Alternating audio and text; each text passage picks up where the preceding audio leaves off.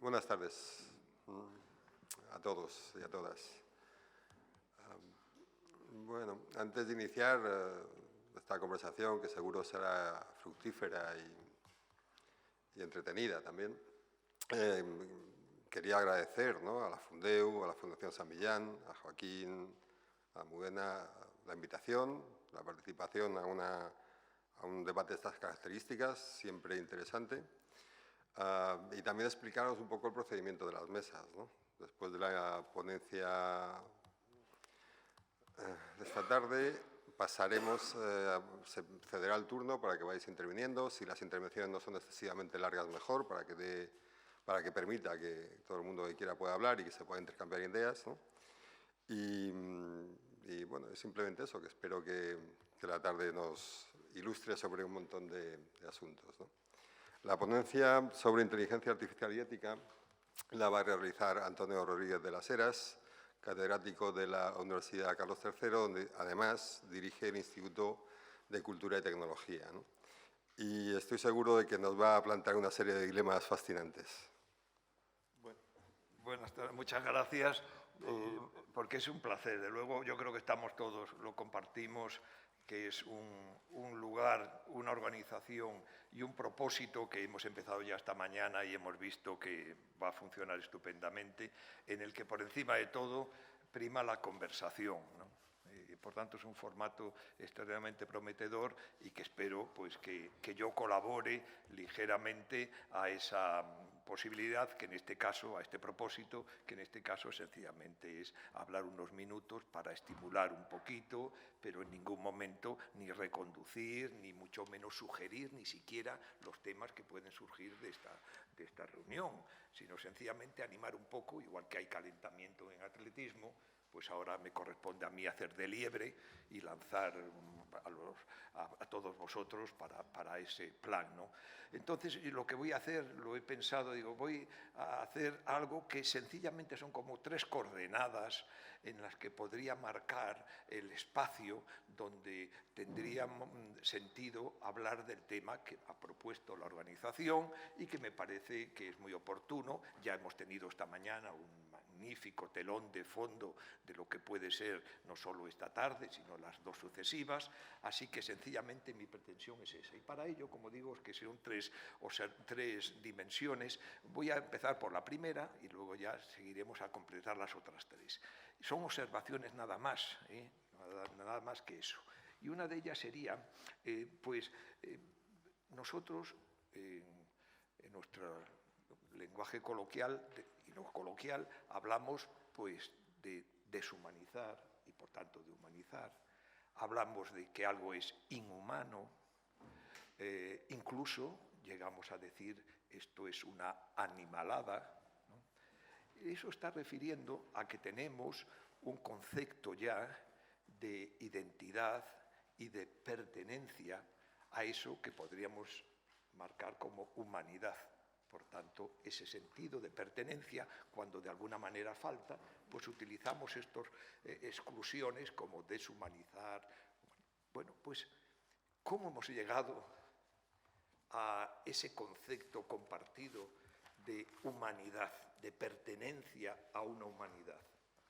Pues es yo creo, y es lo que voy a dar a unas brevísimas pinceladas para desembocar en el tema de esta reunión de la tarde, que es a mí me parece una aventura del ser humano bellísima. Cómo hemos construido, por un lado, el concepto de humanidad, pero también cómo lo hemos encontrado y cómo lo hemos descubierto. Hay que pensar que nuestros comienzos como especie ha sido la de un grupo reducido que hacía de segundo seno materno, ya que nacíamos muy disminuidos por necesidades de nuestra gran cabeza, y que ese grupo nos albergaba, y ahí estábamos. Y necesitábamos, para mantenernos, lo que nos dotó también la evolución, que es la territorialidad, que te da la supervivencia de los medios que necesitas para mantener ese grupo. Pero poco a poco nos hemos tenido que ir encontrando con el otro. En esa frontera de tu territorio te encontrabas con el otro. Y eso ya es algo muy interesante, porque desde ese primer momento en que encuentras al otro, hasta llegar a ese punto azul pálido que el Voyager nos presenta en su bellísimo sonda del sistema solar, no hemos hecho otra cosa que vernos que todos, el otro, todos, estamos en un territorio más allá del nuestro personal, hasta llegar a esa visión tan impresionante de nuestro planeta desde el exterior. Así que, por un lado, el concepto de humanidad es el resultado de un encuentro y de la sensación de que pertenecemos a un territorio común. Pero luego hay otro empuje de la evolución, que es el de los genes. El primer concepto dentro de un grupo era el familiar. Tenías ancestros comunes. Y toda esa exploración de sentir que el otro era como tú, porque tenía los mismos ancestros, es también una aventura por el tiempo y ya no por el espacio preciosa, porque iniciamos esa sensación de pertenencia con el otro, por eso de que tenemos los anteriores padres y abuelos igual que tú, pero luego ya esa maravilla del cerebro empieza a generar algo tan maravilloso como lo virtual, y empezamos a sentir que nuestros ancestros ya son héroes, son divinidades, y empezamos a compartirlas y a sentir coherencia por esa pertenencia a esos héroes, a esos dioses que nos han proporcionado no solo la vida, sino incluso los medios que tenemos. Pero claro, desde ese momento hasta ahora también es un viaje por el tiempo precioso, porque llegamos al final actualmente que decimos, no, es que además no solo mis ancestros, sino ese genoma me está diciendo que todos partimos del mismo tronco, que es la sensación ahora que refuerza el concepto de humanidad por nuestra pertenencia a un desarrollo de nuestro genoma que compartimos todos. Así que es también un resultado muy interesante de cómo la humanidad, además de ser un encuentro, además de todo ese descubrimiento del otro, que a pesar de ser diferente, te pertenece a lo mismo, porque es muy importante. La humanidad no es encontrar solamente a que todos pertenecemos a un espacio, que todos pertenecemos a un origen, sino sobre todo el de soportar la diferencia, encontrar que el otro es diferente pero pertenece al mismo territorio, al mismo origen. Y eso es un proceso lento, azaroso y apasionante, del que no me quiero más que apuntar este pequeñísimo punto. Claro, y entonces, si es todo eso, ¿qué sucedería en estos momentos si nos ponemos en la prueba de que nos encontramos con, ¿por qué no?, con unos extraterrestres?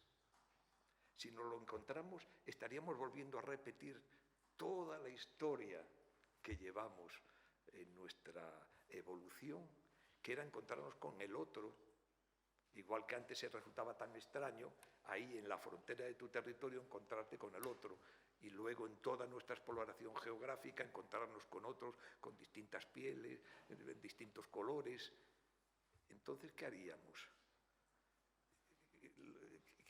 Tendríamos que volver a lo mismo, la sensación de que a lo mejor él, ponerlo como queráis, que es el extraterrestre, y nosotros tenemos la misma pertenencia, y a lo mejor decíamos, venimos de la misma supernova tras la explosión de una estrella, y los mismos elementos son los que componen a él y nosotros, y lo integraríamos.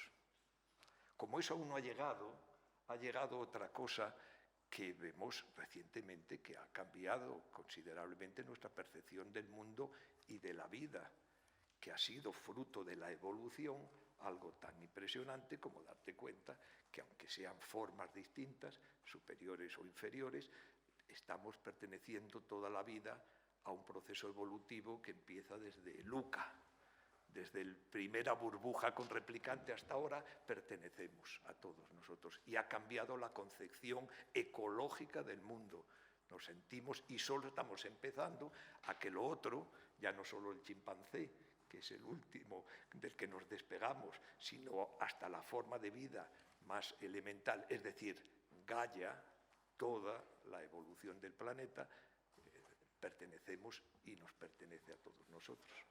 Así que todo eso nos hace pensar también el siguiente paso. Y si ahora nos encontramos con una forma antropomorfa de robot, ¿qué diríamos? Ya no es el extraterrestre, ya no es una forma viva, pero nos la vamos a encontrar o nos la estamos encontrando. ¿Y qué diríamos? ¿Lo excluimos o lo integramos? Y con ello nos integramos nosotros en otra concepción de qué es la humanidad, o que le diéramos otro nombre. En esa etapa estamos nosotros. Ahora, es decir, nos vamos a ir encontrando progresivamente con formas de vida que mal llamamos quizá máquinas, habría que llamarle criaturas, ¿no? Y en este sentido nos va a plantear los mismos problemas. Pero claro, si nos damos cuenta, como acabo de señalar al principio, que la humanidad supone toda una construcción de valores cambiantes, fruto muchas veces de acciones de poder para implantar determinados valores, pues nos encontraríamos entonces que habría que generar otros valores para ese sentido, no de exclusión, sino de lo que te parece que toda nuestra historia como seres humanos es la de integrar la diferencia. ¿Y hasta dónde llega esa diferencia? Ahora estamos en una etapa de todo desafío, ¿cómo es esa?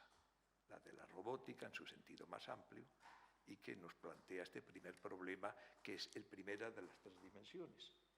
La segunda es que, si nos damos cuenta, somos un homo extraversus, es decir, no hacemos otra cosa desde que iniciamos el proceso evolutivo nuestro de extraversión, de dejar fuera lo que naturalmente la evolución nos donó. Así que desde el primer golpe de puño, amplificado con una bifaz, o una raedera que amplifica nuestras uñas, o un punzón que amplifica nuestra función natural de los caninos de perforar, hasta habilidades, como si ya cuando llega el telar mecánico y otro tipo de artefactos que amplifican lo que parecía tan humano, porque tenemos algo tan asombroso como son estas manos, que permiten manipular el mundo como difícilmente otras especies pueden, y lo que nos parecía tan humano lo dejamos fuera, pero sobre todo lo que más me interesa, subrayar, amplifica lo que hacemos. La memoria, que decir, desde la escritura, la imprenta, hasta la red, funciones que nos parecían tan propias, exclusivas de los humanos, lo que hacemos los humanos es dejarlo permanentemente fuera. Así que nos encontramos en estos momentos también con ese otro gran desafío, que es, vamos a ver, si todo lo que hace el ser humano, el Homo faber, todo lo que hace, desde una bifaz que amplifica el golpe del puño, hasta una memoria como la actual digital en la red, siempre amplifica lo que tenemos, ¿qué pasará con la inteligencia? Es decir, no habrá esa singularidad que se anunciaba, es decir, no produciremos algo que nos supera, porque si no, no sería artefacto. Todo lo que hacemos nos lo amplifica, por tanto, es otro motivo de reflexión. Somos homo extraversus y, en consecuencia, nos encontramos con ese desafío. Pasa que siempre, cuando llegamos a este punto, aparece el síndrome de la estación terminal, que es que siempre cuando estamos en un punto decimos, sí, el viaje ha sido largo, ha sido azaroso, hemos recorrido muchísimos puntos, pero ya hemos llegado a la estación terminal.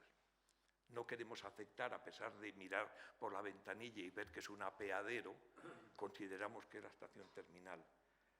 Pero realmente no hay ningún motivo para justificar que hemos llegado a un punto en que todo el proceso que se ha realizado, y de manera tan acelerada, pues no va a dar otros pasos en el que nos plantea también este gran dilema.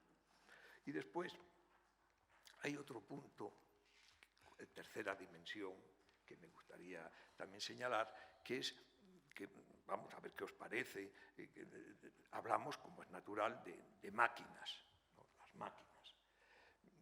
Yo, en una visión restrictiva, creo que coincidiremos que la máquina la podríamos limitar, y no es tanta limitación, a todo el proceso de industrialización en el que damos este gran salto civilizador que consiste en utilizar nuevas fuentes de energía sobre artefactos nuevos que esa energía la convierte en trabajo y en consecuencia nos transforma el mundo tanto en movimiento como en operaciones como son las industriales de transformación. Así que eso es la industria y esas son las máquinas. Demandan energía, se la das y te la devuelve en forma de trabajo.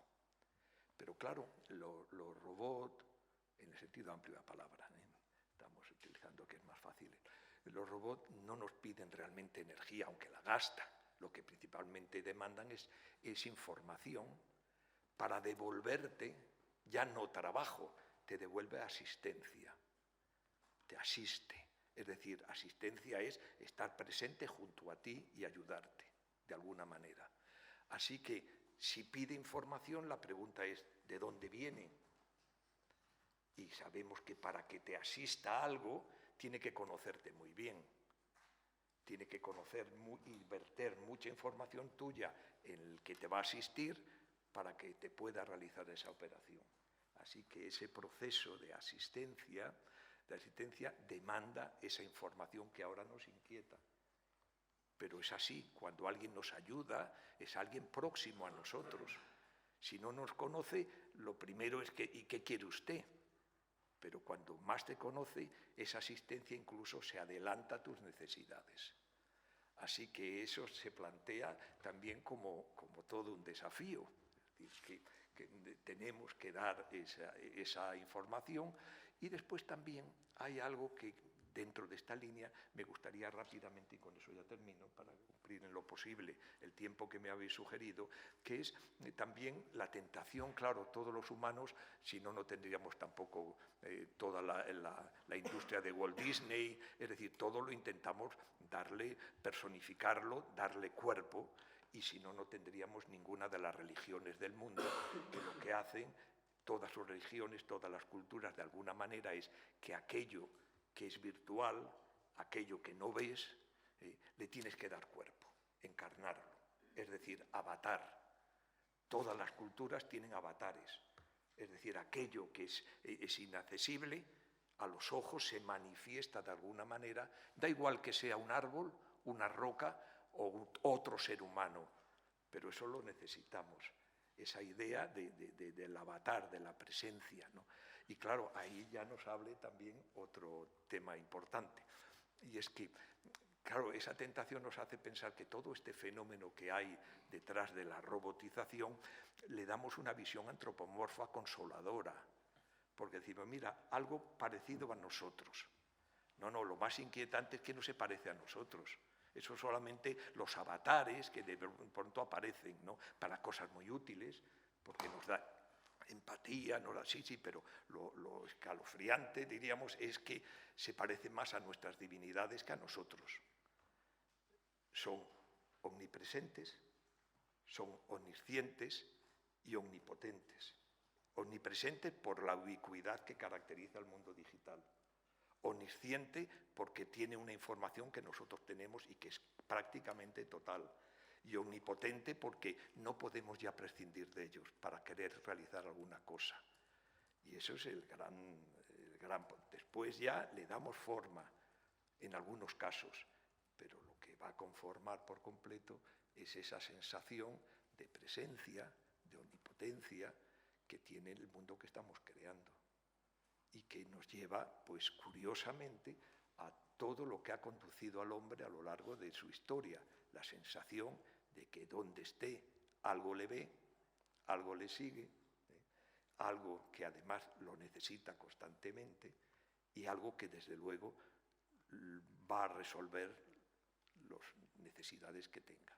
Así que en esas tres coordenadas, que ya con ello termino, pues tendremos que plantearnos las grandes responsabilidades éticas como se ha venido hablando desde esta mañana y como todos compartimos esa necesidad, pero también no lo olvidemos con lo que decía antes y con eso termino, que es que si estamos aceptando que eso que llamamos máquinas y que podríamos llamarle criaturas, lo que necesita no es energía, sino necesita información, y esa información para que nos asista tiene que ser en buena parte nuestra, entonces nos reenvía el siguiente mensaje: tendremos que ser ejemplares. Tendremos que ser ejemplares, ya que le estamos dando una información con la que luego ellos se comportarán. Así que cerramos el gran desafío de la ética que tenemos por delante. Yo creo que ya me he pasado además mucho tiempo y tu prudencia me ha hecho que no me has cortado. Bueno, para eso estamos, para conversar.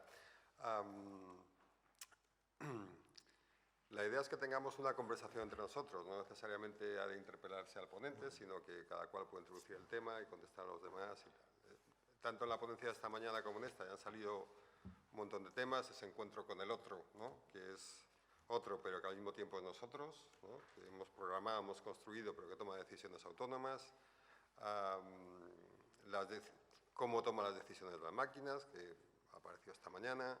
Si los datos que le proporcionamos y cómo lo programamos van a tener consecuencias, ¿no? Para el ser humano, la interacción entre el humano y la máquina a través de los híbridos, en fin. Hay toda una serie de asuntos que han salido en el día de hoy y sobre el que imagino que tendréis algo que comentar. Entonces la idea es eso, que vayáis pidiendo palabras y que iniciamos un poco la conversación. Mientras os vais animando, ¿no? Sí quisiera hacer una reflexión de fondo en el sentido de analizar también cuáles van a ser la potencia real de esta inteligencia artificial, ¿no? Si todo lo que damos por supuesto que vamos a construir con ello es real, es decir, si va a tener una concreción, ¿no? Objetiva en el futuro, o a lo mejor estamos poniendo demasiadas esperanzas, ¿no? Ya que nos amplifica, ¿no? Nos puede amplificar para bien o para mal, o a lo mejor no nos amplifica, ¿no? Y simplemente simplifica, ¿no? O sea que también hay muchos elementos ahí. Hay elementos objetivos también respecto de... Ha salido la propiedad de los datos, ¿no? Pero también la propiedad de las máquinas, quién las utiliza y para qué, cómo se están empleando, que también, bueno, pues deben ser objeto de debate, porque al final eso determina, ¿no? el sentido que le demos, y es obvio que a lo mejor en un momento, por ejemplo, bélico, pues van a tener, ¿no? Y lo estamos viendo también, ¿no? Como hay drones, ¿no? Programados para... En fin, entonces, toda esa serie de capacidades que el ser humano va a tener, ¿no? Si van a potenciarse o no, qué uso vamos a hacer de ellas, ¿no? Y qué tipo de sociedad vamos a construir, creo que son elementos importantes porque van a marcar también un poco el futuro de la industria, el futuro de las sociedades, ¿no? Y lo mismo, quizá, o no, el futuro del ser humano, ¿no? ¿Se anima alguien? Venga, yo misma. Venga, María. Charlaba a mediodía con el profesor precisamente sobre estas cuestiones y yo le decía, se me queda muy grande lo que probablemente nos contemos estos 2 días, pero hay algo que es una duda que tengo cada vez que leo acerca de lo que llamaba el profesor Latorre la explosión de la inteligencia, y es la siguiente. De acuerdo, tenemos esta gran potencia, pero tenemos grandes problemas reales para los que no sabemos, o al menos yo ignoro por completo, qué función puede tener una herramienta como la tecnología, que básicamente, resumiendo mucho y trazándolo con brocha gorda, son el cambio climático y el desvanecimiento, o algo parecido al desvanecimiento o a la contestación de lo único que nos ha unido a los seres humanos en el último o en el periodo más largo de la historia, que ha sido el paradigma democrático de los derechos humanos, ¿no? Esto parece que, no sé si es mi impresión, pero parece que está cayendo, que determinados líderes y otros entes, bueno, parece que no comulgan ya con todos los aspectos de este paradigma que nos ha traído prosperidad, que nos ha traído paz, o al menos más prosperidad y más paz que en el pasado, y no sé, ignoro por completo si la tecnología tiene algún papel que hacer en este sentido. Ayer hablaba de esto con Esther y ella me decía algo que a mí no se me había ocurrido y es verdad que, bueno, al menos existe el debate, se habla más sobre esto, pero no sé si, ¿no? Esto es lo que charlábamos anoche, pero no sé si hay algo más, algo concreto, algo, bueno, pues de lo que podamos aprender hoy aquí.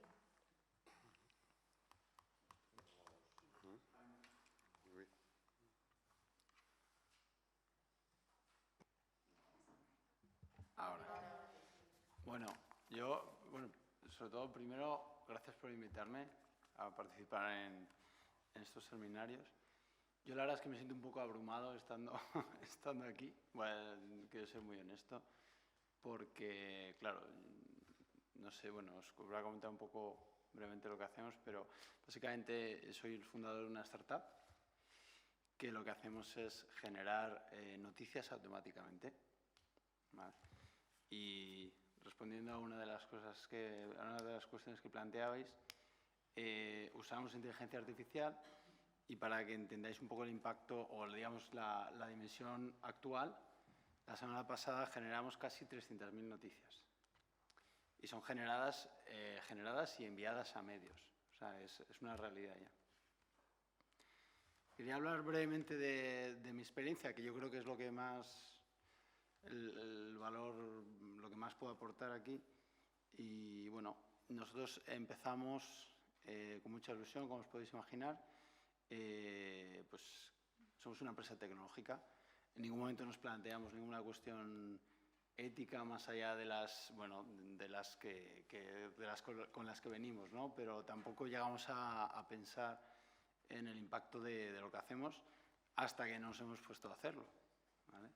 Y sobre todo hasta que hemos llegado digamos, al mundo real y nos hemos puesto a compartir pues, o poner en funcionamiento nuestra tecnología en una industria, ¿no? Como es la de los medios y y que impacta una profesión como es el periodismo, que es tan clave para nuestras sociedades. Yo querría, también un poco uniendo a lo que hemos hablado esta mañana, no sé, yo soy una persona muy positiva. Yo creo que la inteligencia artificial, lo primero que se me viene a la cabeza es que está haciendo nuestras vidas mucho mejor, desde hace ya muchos años. Esa es mi primera reflexión. O mi primera aportación, porque, bueno, estamos hablando mucho de las consecuencias o posibles consecuencias negativas de la inteligencia artificial, o mejor dicho, de sus aplicaciones, pero yo creo que la realidad es que la inteligencia artificial está haciendo nuestra vida mucho mejor, en todos los sentidos. Yo ayer vine desde Madrid conduciendo, en mitad de la noche, no sabía ni por dónde estaba, quizás también sea interesante. No sabía, como era de noche, no tenía ni idea de dónde estaba, pero yo seguía el GPS y sabía que me iba a llevar aquí, y me llevó.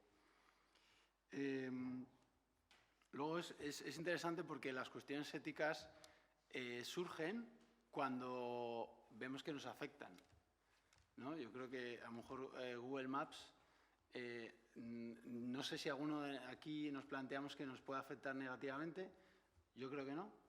Pero si pensamos esto es una reflexión, para obtener la licencia de taxi en Londres tienes que estudiar años, tienes que saber cómo llegar de aquí a aquí, de un punto A a punto B, sin mirar un mapa ni nada, ¿no?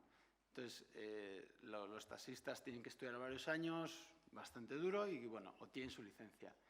Y ahora imaginaros que llega Ahmed de Pakistán y aterriza en Londres y le dice Uber, ¿sabes qué? Te vas a poner a trabajar de taxista con Uber en Londres.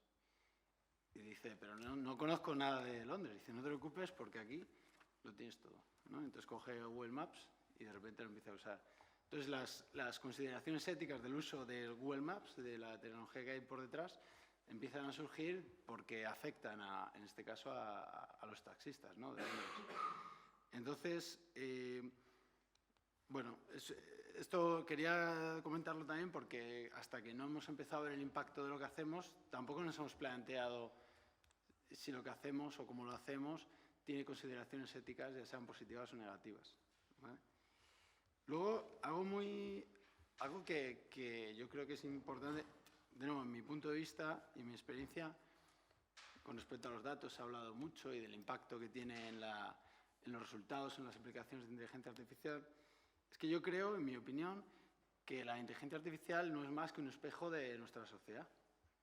Es decir, hemos hablado de los entrenamientos de modelos o de redes neuronales u otros modelos con datos que son un poco, están sesgados o son un poco, digamos, tienen un bias para un lado, en un aspecto o en otro. Pero es que así es nuestra sociedad. Entonces, quizá la inteligencia artificial nos está sirviendo un poco de espejo para darnos cuenta que cuando, creo que era Amazon, desarrolló un algoritmo para hacer perfiles para contratación, pues le salía que la mayoría de los perfiles más recomendados eran hombres, blancos, de cierta edad, de cierta clase social, ¿no? Pues al final la inteligencia artificial nos está ayudando a reflejar nuestra propia sociedad, ¿no? Y eso me lleva a pensar que si queremos una inteligencia artificial más ética, que habría que definir también qué ética, porque cada parte del mundo tiene distintos approaches, digamos. Para hacerla mejor, habría que, en el fondo, la sociedad tendría que ser mejor. Digamos, si yo estoy alimentando una red neuronal para generar textos en base a comentarios de Facebook, ¿qué va a hacer mi red? Pues va a escribir tal y como escribe. Ya, David, pero ¿no te parece que a veces tenemos una concepción demasiado optimista de lo que se puede lograr con la inteligencia artificial? Quiero decir, Google Maps puede dar un uso positivo, también uno negativo al trasladar tu posición a empresas que pueden utilizar esos datos, ¿no? Por poner un ejemplo reciente, se argumenta que el peso de Cambridge Analytica en el Brexit fue importante, ¿no? Bueno, pues ya no es el tratamiento de datos, es el tratamiento de datos y su influencia en un proceso electoral que ha llevado a una sociedad hacia otro lugar, ¿no?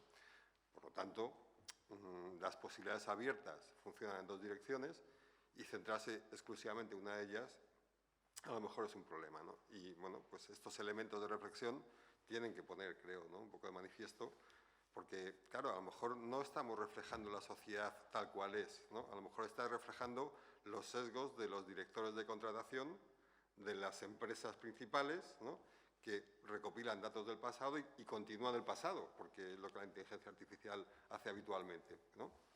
Bueno, pues a lo mejor resulta que son esos sesgos los que deben cambiarse y no los de la sociedad en su sentido más amplio, por Sí. poner un par de ejemplos. Sí, solo hago una puntuación y yo creo que... pero... O sea, primero, yo no creo que la inteligencia artificial traiga nuevos retos, sino que trae los mismos del pasado, pero transformados en, digamos, con otra forma, ¿no? Es verdad que se pueden usar, bueno, puedes generar automáticamente noticias falsas, si eso es lo que quieres, ¿no?, y aceptar elecciones. Pero antes de la era, digamos, de Internet y de inteligencia artificial, sobre todo, o digamos de la nueva ola de la inteligencia artificial, la manipulación de masas existía por otras vías y, de hecho, fue bastante efectiva, ¿no? Entonces, yo no creo que traiga algo nuevo, sino que le pone otra cara, pero que la verdad, quizás, lo que sí que puedo estar de acuerdo es que lo amplifica.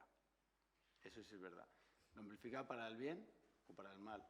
Entonces, quizá no hay que ser excesivamente positivo, pero tampoco es excesivamente negativo. Y bueno, lo último que quería decir, que con relación a los datos, es algo que se ha planteado antes, es curioso porque bueno, cuando abres una web ahora, pues en Europa, pues tienes un botón súper grande que dice, oye, ¿estás de acuerdo en dar tus datos personales para uso de terceros y demás? Yo he preguntado en muchos, digamos, business, en muchos negocios online sobre el impacto y ha sido mínimo. O sea, todo el mundo está masivamente y animosamente aceptando dar sus datos personales, por lo que se ha comentado antes. Porque el beneficio que obtienes es mayor, o por lo menos la percepción es mayor, o la percepción de ese beneficio es mucho mayor que el posible riesgo que no estoy valorando si sea positivo o negativo, simplemente que es lo que yo veo. Sí. No quería, como tú has también hecho el comentario sobre lo suyo, quería hacer un comentario sobre una de las cosas más espectaculares que está pasando por la Tierra, que es la guerra de la ciberseguridad, ¿no? Que es una guerra que nadie no ha salido hoy, pero que es tremenda, ¿no? Y bueno, no sé si seguís estas guerras, pero fue en enero o febrero de este año, 2019, ¿no? Cuando hubo el ataque más importante que ha habido en la historia a las empresas de telecomunicaciones norteamericanas. Y una de las grandes sorpresas, prevenida y defendida desde Israel en Estados Unidos. Y tal vez os sorprenderá saber en qué consistió el ataque. Primero eran virus durmientes durante más de un año, inactivos, esperando el momento de ser activados remotamente. ¿Qué hicieron esos virus? No robaron tarjetas de crédito, no pidieron dinero a la empresa de telecomunicaciones, nunca se hicieron públicos. ¿Qué es lo que hizo esa empresa? ¿Qué hizo esos ataques? Pues lo que robaron fue un flujo de datos importante, que eran todos los geoposicionamientos de una veintena de personas en Norteamérica. ¿Por qué quieres saber dónde está una persona en Norteamérica constantemente? Bueno, pues ya podéis imaginar que lo que está detrás es espionaje puro, es saber la vida privada de ciertos posibles candidatos a presidencia en Estados Unidos. Nunca se les pidió dinero ni nada, era únicamente tener esa información para cuando fuera necesaria atacar a las personas, no al país. Y de ahí viene lo que te decía, que yo creo que no hay que ser naif, porque cuando tú has dicho, yo no creo que haya nada malo en el geoposicionamiento, bueno, para empezar, esas personas no sabían que todas sus posiciones de todos los minutos del día estaban guardadas en unos servidores que han sido atacados. Por lo tanto, ahí hay un mal uso, o por lo menos no recibes tú la información de lo que está pasando con tus datos, que se están guardando y de una forma muy especial. Y esto no es ninguna trivialidad, porque ya hemos visto la manipulación que ha habido de los datos, ¿no? Pero yo he hablado mucho hoy, pero quería hacer nota este pequeño dato de que en ciberseguridad es esencial. Bien. Bueno, pues casualmente voy a volver sobre la naivete, sobre la ingenuidad, ¿no?, de la que acabas de hablar, y llevándomelo un poco a mi terreno, porque yo permanentemente constato y lucho contra esa confianza naive según la cual todo está en Internet, todo está disponible. Entonces, me asusta esta confianza y me asusta también un cierto neopositivismo básico que a veces noto, ¿no? Constato. Incluso ayer por la noche casi tuve que defender mi tesis, ¿no? Hablábamos anoche de la disponibilidad científica, de los artículos científicos o no, en el ámbito de las ciencias o en el ámbito de las humanidades. Y yo comentaba, digo, no os engañéis, en las universidades públicas y en las privadas ya ni hablo, ¿no? En humanidades disponemos de una cantidad mínima de acceso a artículos científicos, ¿no? Y lo puedo probar así, con números. Quiero decir, GSTOR, por ejemplo, tiene 7 paquetes de revistas científicas. Nosotros solo tenemos acceso a 2 de esos 7 paquetes. Eso quiere decir que cuando tú entras en MLA y los chicos empiezan a querer descargarse artículos en literatura, historia, literatura y lingüísticas esencialmente, se van a poder descargar a lo mejor 2 de cada 7, ¿no? Y entonces esto es perfectamente cuantificable. Entonces, claro, ¿qué es lo que está digitalizado en el ámbito de las humanidades, lenguas, literaturas en general, y qué no? ¿Con qué corpus podemos trabajar y con qué corpus no? Es que es fundamental, porque nos está cambiando la concepción de la cultura, y os puedo dar una ristra de ejemplos. Los cambios políticos en la Europa del Este últimamente han dado prioridad a la digitalización de obras de santos ortodoxos, que han pasado al canon de la literatura en países como Serbia, Bulgaria y demás, ¿no? La literatura escrita por mujeres o la literatura escrita por hugonotes en Francia, pues no ha merecido la misma fuerza de digitalización en Gallica, en la Bibliothèque Nationale de France, que otros autores, ¿no? En la British Newspapers Archive, que es donde están digitalizados los periódicos históricos británicos, pues solo han digitalizado el 5% del fondo de periódicos que tienen en la British Library. ¿Esto qué significa? Pues que cuando nos ponemos a investigar con herramientas digitales sobre objetos culturales digitalizados, lo estamos haciendo sobre una porción, sobre un nuevo canon literario, un nuevo canon cultural que está produciendo otra cultura, otra lectura de la cultura, ¿no? Entonces, bueno, ¿a partir de qué? ¿No? Así que por eso a mí me preocupa tanto el que los jóvenes piensen que todo está en Internet, que solo trabajen con Internet y que su definición de lo cultural sea lo que está en acceso público en Internet. Y que incluso, repito, la nueva investigación se haga tan solo sobre eso. La Unión Europea ya ha decidido que el 30% del patrimonio cultural europeo nunca se va a digitalizar. Eso significa, suceda lo que suceda, eso significa que el 30% del patrimonio cultural europeo va a estar excluido del estudio, ¿no? Entonces, claro, que en una época que yo llamo post-data, ¿no? En un momento de datificación total de la cultura, a mí esto me preocupa. Y por eso, en vez de hablar de data, yo prefiero hablar de capta. Es decir, no tanto los data, lo que se nos da, como los capta, lo que cogemos. Porque eso que cogemos del conjunto, ¿no? Esa parte del todo es altamente significante. Así que yo quiero investigadores, yo quiero usuarios de lo digital con ese conocimiento crítico de los data y sobre todo de los capta, ¿no? Porque ahí hay una apuesta ética, una apuesta social sobre qué cultura compartimos, ¿no? Bueno, yo tenía, no sé si dos desafíos, ¿no? El micrófono, ya. Dos desafíos. Uno de ellos tiene que ver con... Hablamos de inteligencia artificial y ya empieza a ser un campo enorme, ¿vale? Empieza a ser un campo enorme desde el punto de vista de la investigación en sí mismo, pero ya crece de forma exponencial cuando estamos hablando de él en lo que es la aplicabilidad de la inteligencia artificial, ¿vale? Y esto lo digo porque al final no es lo mismo estar hablando de los escenarios en donde nos estamos poniendo, donde la inteligencia artificial va a ser capaz de reproducir una serie de comportamientos humanos, ¿vale?, a que yo utilice la inteligencia artificial para mejorar el mantenimiento de las estaciones eléctricas de la red eléctrica española, ¿vale? Y por lo tanto hay un abanico enorme en el cual el discurso que estamos teniendo todos está en una dirección que evidentemente nos preocupa, pero que en el camino, y la pregunta es, a lo mejor nos estamos perdiendo el camino, ¿vale? Hay un montón de escenarios donde aplicar este nuevo tipo de tecnologías puede traer una serie de beneficios, ¿vale? Y que no dejan de ser caminos evolutivos de lo que es el avance dentro de diferentes industrias y dentro de diferentes sectores industriales, ¿vale?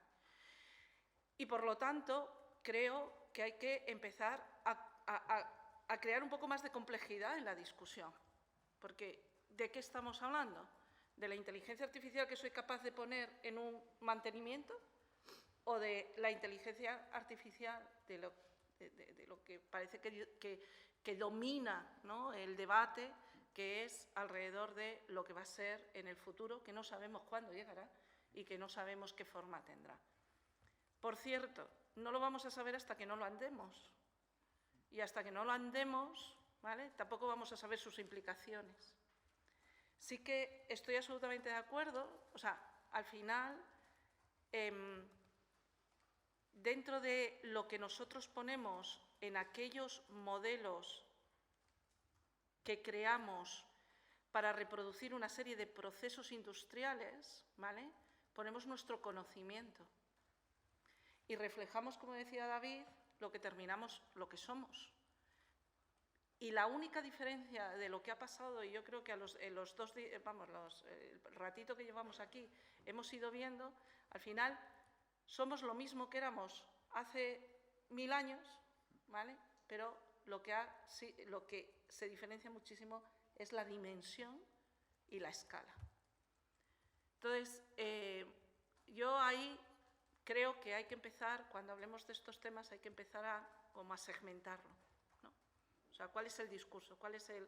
O sea, teníamos inteligencia artificial y ética, ¿vale? Pues a lo mejor no es tanto inteligencia artificial y ética, es la aplicación de técnicas de inteligencia artificial en lo que es la relación o el lenguaje, tal. ¿Sabéis lo que quiero deciros? Vale, porque es que si no, nos empezamos a perder. Con respecto a la información, yo creo que tenemos para mí hay un desafío enorme con respecto a la información, y es cómo conseguimos volver a tener control de nuestra información como individuos, ¿vale? Cómo conseguimos porque no es solamente la información que nos están captando, es la información que damos todos los días. Tú decías que aceptamos lo que nos ponen de las cookies, etcétera, etcétera, pero es que la otra opción es muy pesada, decir que no, ¿vale? Entonces, técnicamente, la pregunta es por qué avanzar en la parte más técnica o la tecnología que me vaya a permitir devolverme a mí como individuo el control sobre la información, ¿vale? Y desde ese punto poder decir quién tiene que tener mi información y con quién comparto yo la información, ¿vale? Pero esto, de nuevo, y con esto termino, significa que tenemos que volver a la educación. En las dos discusiones, la educación, desde el punto de vista de entender cuando yo aplico la inteligencia artificial, cuáles son en qué contexto la estoy aplicando y en ese contexto cuáles son las consecuencias que tiene, ¿vale? ¿Cómo educo a una persona que sepa que si navega en Internet a través de Google le pueden estar capturando todas las posiciones que tiene o todos sus movimientos, ¿vale? O cómo educo a una persona para que sepa que cuando tiene un reloj que le está midiendo los datos, ¿vale? Ese reloj está construido con unos algoritmos que a lo mejor no están reflejando su situación vital. ¿Cómo los educo? ¿Vale? Y luego, por otro lado, ¿cómo educo a las personas en el control de su información? Porque esto que estamos diciendo, que ya empiezan a haber escenarios donde se puede empezar a controlar la información, ¿cómo les educo en lo que significa ese control de información? A lo mejor a partir de esto ya no controlas la información en absoluto, ¿no? María.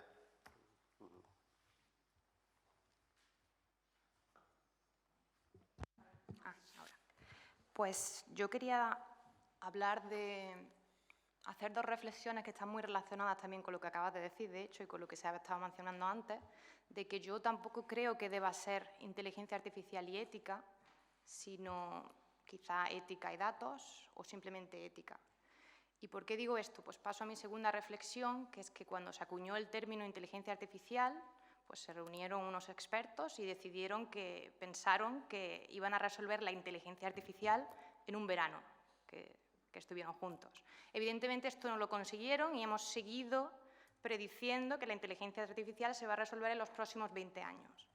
Y esto evidentemente no ha sido cierto y creo que va a seguir no siendo cierto. ¿Por qué? Porque me parece que el nombre, y yo trabajo en inteligencia artificial, me parece que el nombre es inadecuado y me parece que tenemos que hablar del nombre porque está creando expectativas que no son ciertas alrededor de las máquinas y también porque está cambiando el discurso, nos estamos centrando mucho en un discurso muy distópico de qué va a pasar cuando las máquinas tomen el control en lugar de centrarnos en otro tipo de cuestiones que necesitamos discutir y que están aquí ya, alrededor de los datos, alrededor del hecho de que estos algoritmos no son robustos, de que pueden ser atacados y otro sinfín de cuestiones. Entonces, a mí me parece que ni artificial ni inteligente. ¿Y por qué digo eso? Artificial porque yo, viviéndolo en primera persona y trabajando con estudiantes y con grupos de investigación que hacen inteligencia artificial, me parece que sigue siendo inteligencia natural, porque hay muchísimos ingenieros dedicados a mirar los datos, a visualizarlos, a entender los patrones que hay detrás de esos datos, a intentar pensar qué algoritmo va a ser mejor para esos datos, codificar el algoritmo, optimizarlo, etcétera, etcétera. Entonces, esto al fin y al cabo siguen siendo los ingenieros los que están haciendo esta inteligencia artificial. Entonces, esa es la primera reflexión en cuanto a la palabra artificial. En cuanto a la palabra inteligencia, todos estos sistemas creativos de los que hemos estado hablando esta mañana, yo conozco a gente que está trabajando en esos sistemas creativos, como por ejemplo Vincent, que a partir de sketches pues, hacía algo artístico. Pues todos estos sistemas básicamente lo que están haciendo es cherry picking, que le llaman en inglés, que tienen 1000 resultados y te enseñan los 2 resultados que son más aparentes y que van a conseguir crear un hype, que le llaman en inglés, alrededor de toda esta inteligencia artificial. Entonces, no estamos enseñando ahora mismo los errores garrafales que comete la inteligencia artificial. Y luego, toda la teoría relacionada con inteligencia artificial e información en teoría de información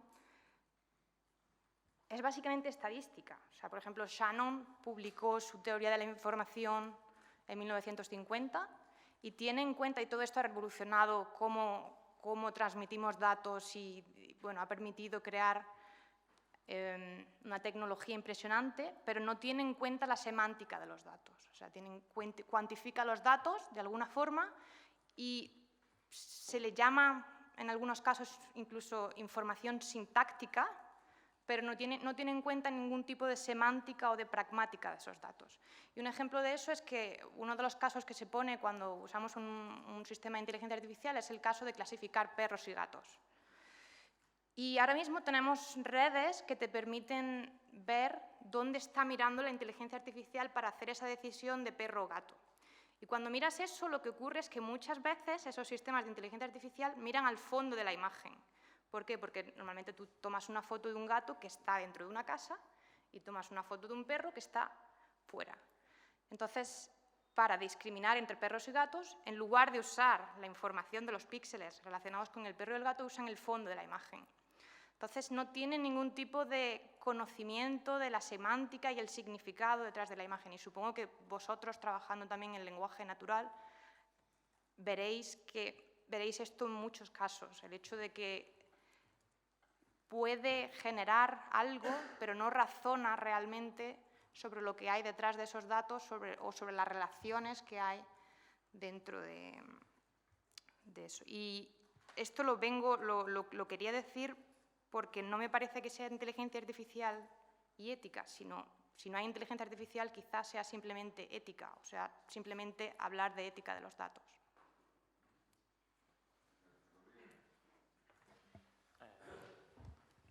Muy buena intervención. Iba a comentar una cosa, pero voy a empezar por seguir tu hilo porque me ha interesado mucho. En el campo en el que trabajo yo, en el procesamiento de textos automáticos, mañana pondré algún ejemplillo, pero una de las cosas fundamentales que necesitamos para aprender es, si queremos aprender a identificar, imaginaos, nombres de topónimos, ¿vale? En un texto, todas aquellas palabras que denotan topónimos, ¿vale? Necesitamos que el sistema aprenda de datos que han sido previamente anotados, idealmente, por personas. Digo idealmente porque luego hacemos trucos para hacer cosas semiautomáticas y tal.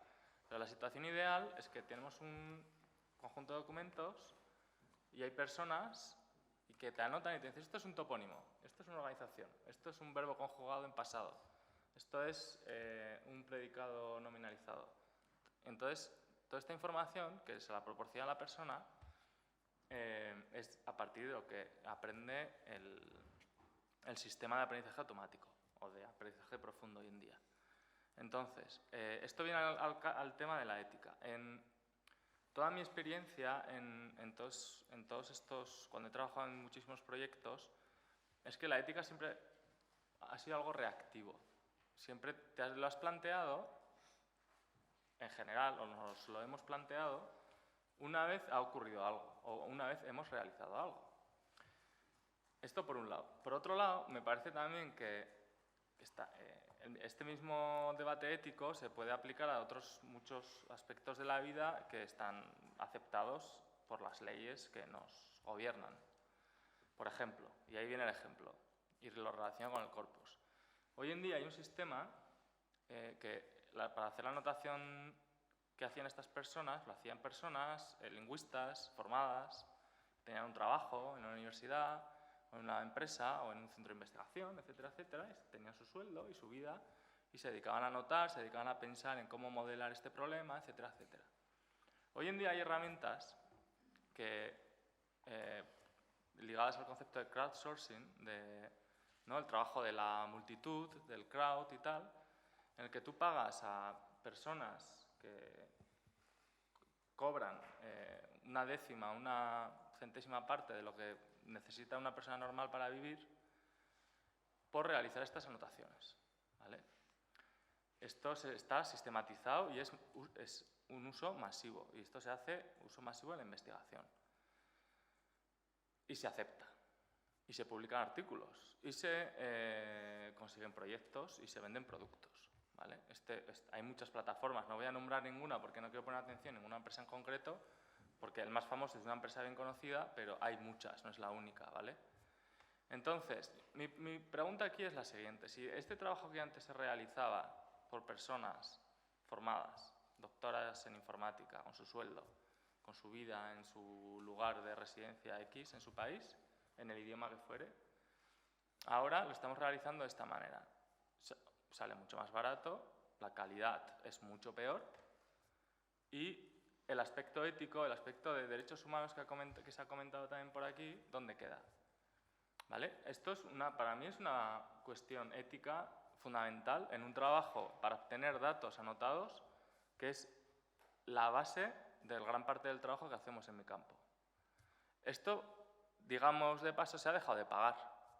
Ya no hay dinero público para pagar esto. Este trabajo ya no se paga.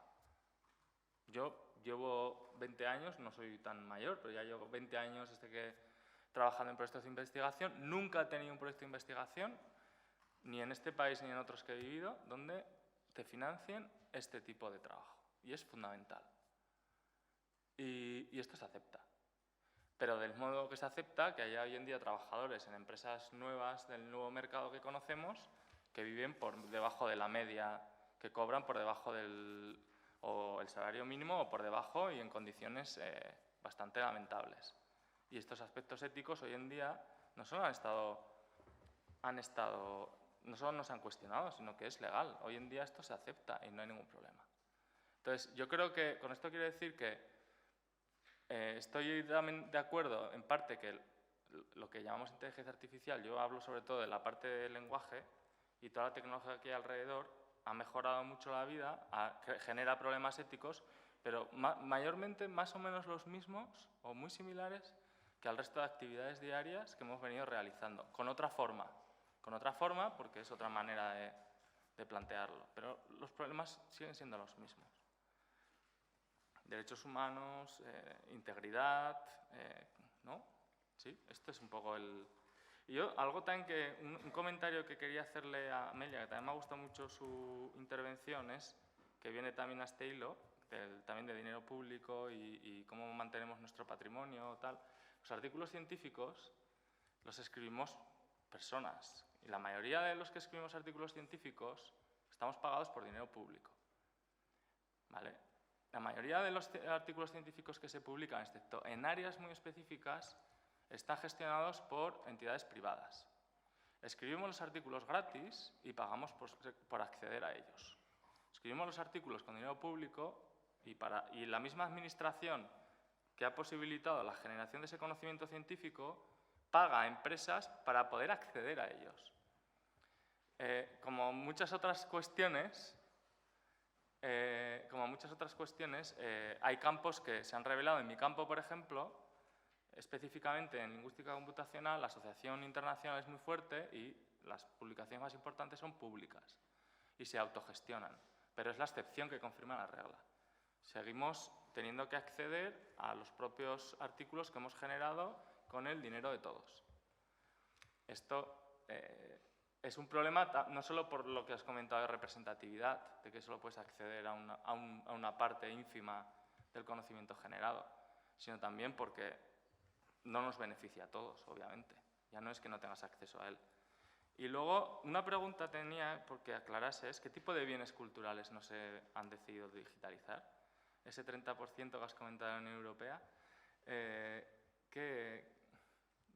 Claro, no lo dicen. En principio, bueno, ellos dicen que por razones de preservación, esencialmente, ¿no?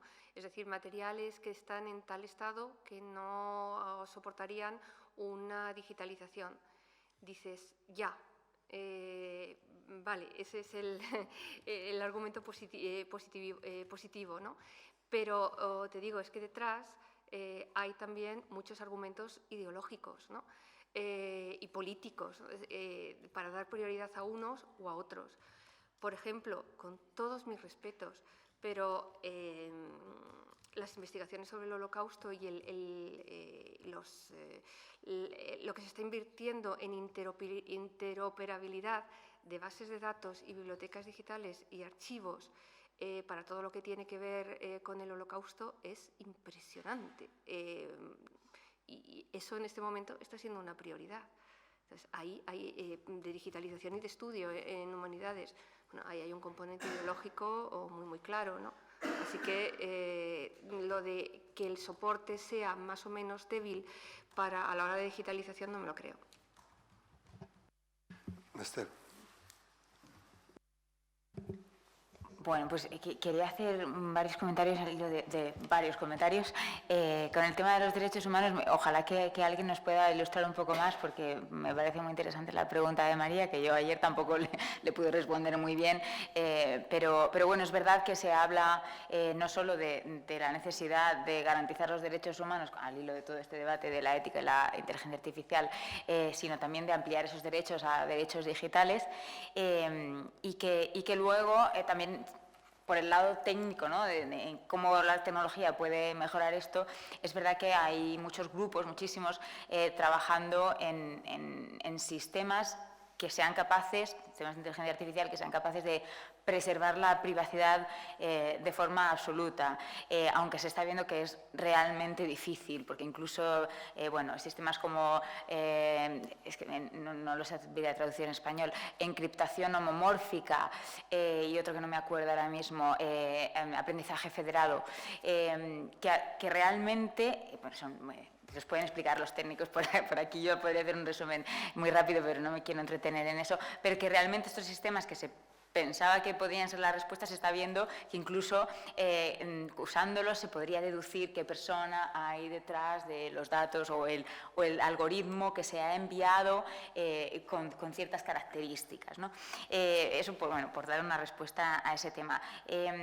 Con el tema que ha comentado estoy de acuerdo con Elisa que claro, que realmente para conducir el debate tal vez deberíamos afinarlo o especificar en cada caso sobre qué aplicación de la inteligencia artificial estamos hablando, en qué ámbito, e incluso, no sé, a lo mejor también tiene sentido hablar de qué tecnología en específica, porque actualmente cuando hablamos de inteligencia artificial, en la mayoría de casos hablamos de aprendizaje automático. Hay otras capacidades, aunque aquí estamos hablando más de lingüística computacional, que no tiene por qué ser aprendizaje automático. Entonces sí que me parece interesante. Yo en este caso me gustaría entrar, por ejemplo, y relacionado con lo que ha comentado Antonio, de cómo tendemos a humanizar, a dar ese aspecto, ese avatar, ese aspecto humano a todo lo que a lo virtual, ¿no? Y está relacionado con dar aspecto humano a las máquinas, a los robots, y con cómo eso puede influir en el hecho de que nuestra confianza hacia ese robot, que puede servirnos de ayuda, pero también puede manipularnos, ¿no? Y el hecho de que tenga ese aspecto de persona puede hacer manipularnos más fácilmente. Y también, especialmente en los niños, ¿no? Esto puede generar una confusión. Ahora hay una propuesta, leía el otro día en Wall Street Journal, de cuando se eduque a los niños usando robots, que está muy bien, lógicamente, y hay que educar a los niños y es totalmente necesario y nadie lo discutirá, inteligencia artificial, pero que se les enseña a llamarlos no él o ella, sino eso.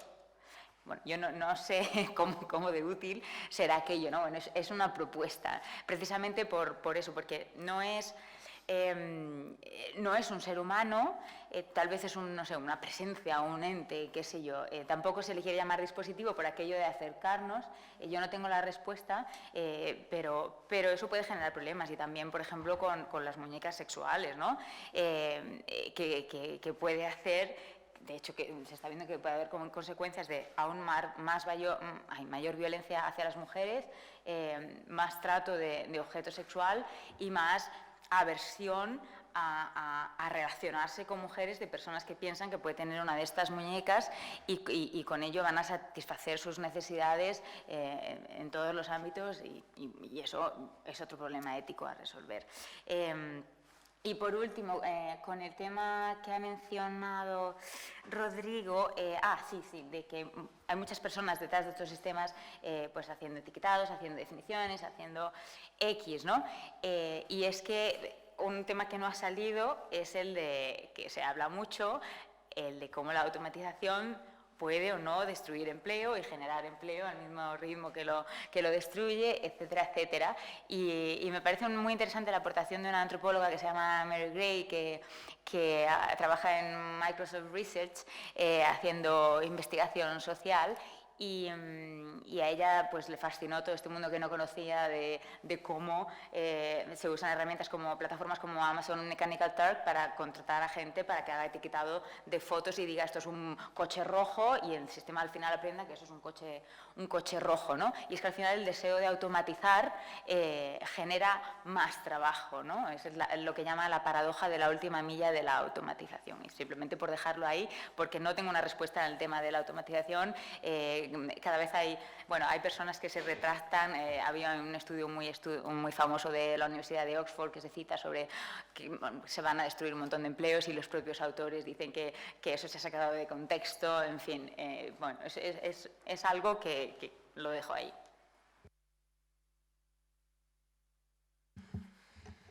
Pues voy a ver si retomo un poco también alguna cosa de Antonio, porque quizá alguna cosa también de María.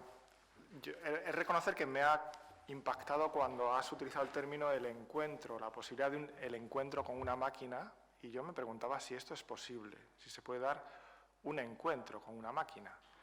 Es decir, yo pensaría que me puedo encontrar con seres que crecen, que son generados, que son producto de la evolución, pero pienso, quizás una intervención un poquito filosófica, que hay una diferencia todavía importante entre crecer o ser producido, entre natural y artificial. Claro, es una diferencia que no es una oposición, porque lo artificial se fundamenta en lo natural, ¿no? Y en cierto sentido uno podría decir, hombre, lo que construye el ser humano, ¿por qué no también podemos llamarlo natural? Pues es natural, para nosotros es natural construir y construir máquinas o robots que simulan o reproducen nuestra inteligencia, que resuelven problemas de manera mucho más efectiva. Pero ¿hay alguna diferencia? O sea, ¿tiene sentido mantener la diferencia? Entonces, claro, yo pensaba en cómo funciona la evolución y cómo funciona o cómo puede avanzar, me parece, la inteligencia artificial en sentido fuerte, y para conectarlo con la ética en un sentido fuerte también. Y es la cuestión de dejar que las máquinas evolucionen. Me parece que es un gran tema, porque al final lo que estamos pensando es, bueno, las máquinas pueden evolucionar.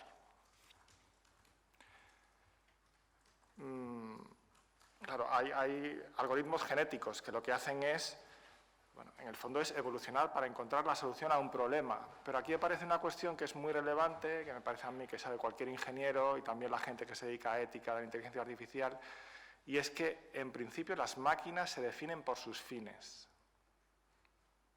Una máquina se define por su fin, por lo que queremos que haga. En principio, un ingeniero, cuando la máquina hace algo que no es su fin, se pone nervioso, como mínimo. Y normalmente lo que hace es desecharlas si no controla muy bien el fin, lo que está haciendo. Entonces, claro, me parece que aquí hay un juego un poco curioso porque si nosotros decimos que, bueno, eventualmente la inteligencia artificial podría evolucionar y podría llegar a una singularidad, a una superinteligencia, la cuestión es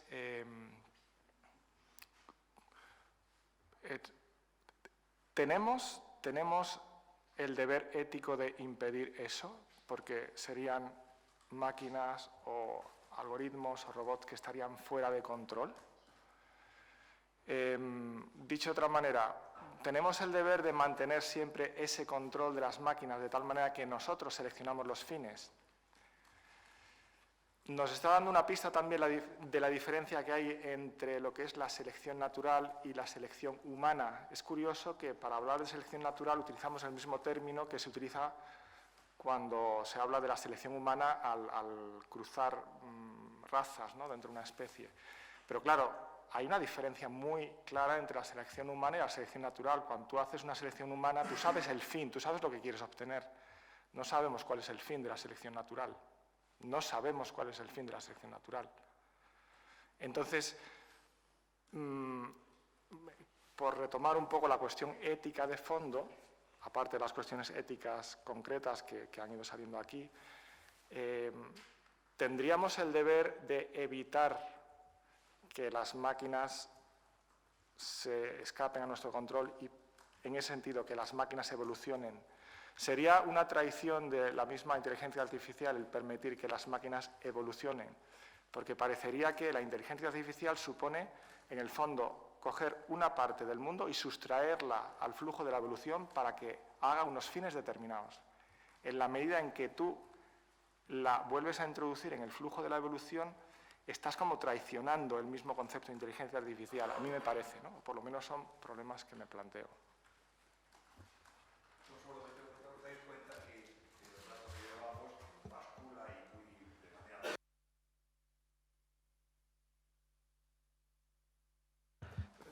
A ver, se ha oído lo que he dicho ahora, sí.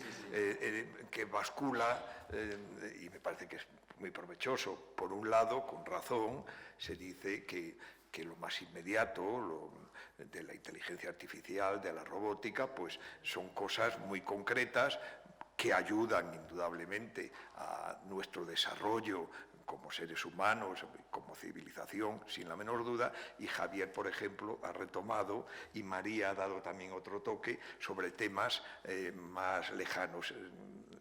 Y es que en eso yo creo que nos vamos a mover continuamente, ¿no? Por un lado está es decir, oye, y sobre todo fijaos que viene de personas que estáis trabajando diríamos, en los talleres de la inteligencia artificial, de la robótica, y entonces decir, oye, que yo lo que tengo de inmediato es esto.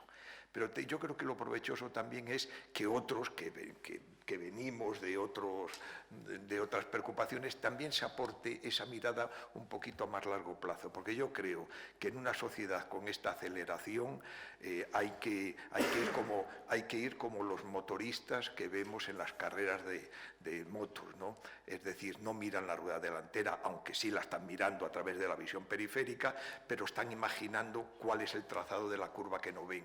Yo creo que las dos cosas debemos coordinarlas entre todos nosotros, ahora y después, en los próximos tiempos que nos ocupe cada uno de nuestra profesión, de nuestro trabajo, ¿no? Porque es el gran problema. Vamos a tal aceleración, como se ha dicho ya esta mañana de manera contundente, que nos exige el aprovecharnos de algo que tenemos también como don de la evolución, que es la previsión, no la predicción, que eso es de cosa de profetas y gurús, la previsión. Crear escenarios posibles que no quiere decir que se vayan a realizar, pero eso, como tomas la curva de la moto, crees que la curva es así, luego lo corriges. Yo creo que eso es muy importante. Me parece que, solo un paréntesis, por ejemplo, yo he introducido en mi metodología de clase el hacer que los alumnos hagan utopías. Es decir, yo no les hago exámenes, simplemente que generen utopías. Puedas decir, oye, que ya está bien, que esto es un curso de gestión, un máster de gestión cultural, tienes que decirle lo que pueden hacer de acuerdo a sus leyes, las leyes del Estado, que están, de acuerdo a la viabilidad económica. Y yo digo, sí, pero en mi módulo lo demás lo hacen los otros. Vamos a hacer gimnasia, igual que yo el otro día se lo decía a los alumnos, hay que hacer como hacía el gran corredor de fondo Zatopek, que se entrenaba tirando de un rodillo. Lo soltaba y luego hacía estas carreras de 5, 10.000 y de maratón tan fabulosas, ¿no? Entonces, en la imaginación lo mismo, el crear escenarios posibles que son las utopías o las distopías, generar escenarios posibles sabiendo que no va a ser eso, pero desarrollas esa capacidad de previsión. No podemos, como tú señalabas antes, el ir detrás de los problemas que genera, ¿verdad? Eso no se puede así, ¿verdad? No, tiene que estar en el diseño. No se puede, se tiene que generar. Y las dos cosas yo creo que han aparecido perfectamente, a mi entender, en el rato que llevamos hablando, ¿no? Y que son las dos provechosas, ¿verdad? Yo creo que también el acierto por parte de los organizadores, de la organización, de traernos de dos fuentes distintas que confluimos en el mismo problema, en la misma preocupación, me parece un acierto transdisciplinar excelente, ¿no? Excelente. Me recuerda, Almudena, que cuando intervengáis pulséis por favor el botón rojo para que se escuche correctamente. Ekaitz. Sí. Bueno, a mí me gustaría seguir en la línea de María y de Rodrigo, básicamente porque han introducido una cuestión que se olvida, ¿no? Que es que la inteligencia artificial no es un suceso mágico ni aleatorio. Hay una economía política detrás de la inteligencia artificial y él y ella ya han dicho una muy importante, ¿no? Hay una fuerza de trabajo que es humana, generando, produciendo datos. Él ha hablado de una plataforma que todos nos imaginamos cuál es, ¿no? Pero la misma nos podemos hacer una imagen del turco, ¿no? El turco de Von Kempelen, no sé si ha dado muchas pistas de la compañía, el turco de Von Kempelen. El turco de Von Kempelen, ¿no? Era como tenías una caja que parecía mágica, pero había una persona que la movía detrás. Esto, claro, no solo nos despierta un conflicto entre trabajo y capital, ¿no? Que es natural, sino que hay otra cosa nueva, ¿no? Él hablaba de energía, de cambio climático.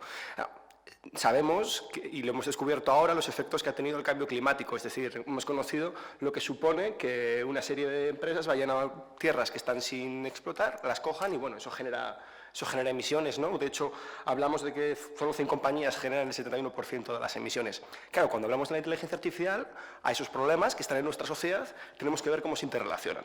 Bueno, hablábamos de que de la energía pasamos a la información. Bueno, eso no es tan cierto, porque Apple es una empresa energética. De hecho, a través de Apple Energy comercializa toda la energía excedente que tiene de sus paneles solares. Hablamos de que mismamente Repsol utiliza el Machine Learning de Google para hacer más eficiente lo que viene siendo la no lucha contra el cambio climático. Vemos que Chevron, British Petroleum, buena parte de las empresas petroleras más grandes de nuestro planeta tienen contratos con las 3-4 empresas más poderosas de la nube, ¿no? Y ahí no hay ninguna visión ética con cumplir los objetivos que se han marcado para combatir el cambio climático. Luego hay otra cuestión que habla mucho de la concentración de la infraestructura. Cuando tienes a 4 o 5 empresas que proveen los servicios en la nube de casi todo el planeta, eso implica unos costes enormes de centros de datos, porque a veces pensamos que la infraestructura que la inteligencia artificial no es nada, ¿no? Pero hay un stack detrás, ¿no? Tienes centros de datos que generan que consumen una gran cantidad de energía. Claro, que 4 empresas abastezcan de servicios en la nube, en el cloud, a todo el planeta, eso requiere un coste enorme. Tienes cables que van por debajo del océano. Bueno, eso tiene una serie de implicaciones, ¿no? Ambientales, lo cual nos lleva a una pregunta. Y es una pregunta muy clara, ¿no? ¿Qué queremos hacer con esto que llamamos inteligencia artificial, con esta infraestructura? ¿Queremos que todos los avances de la infraestructura de la inteligencia artificial recaigan en que 5 empresas se gasten 57.000 millones de dólares al año, bueno, 57.000 millones de dólares al año, que son las 4 grandes, en favorecer estos desarrollos?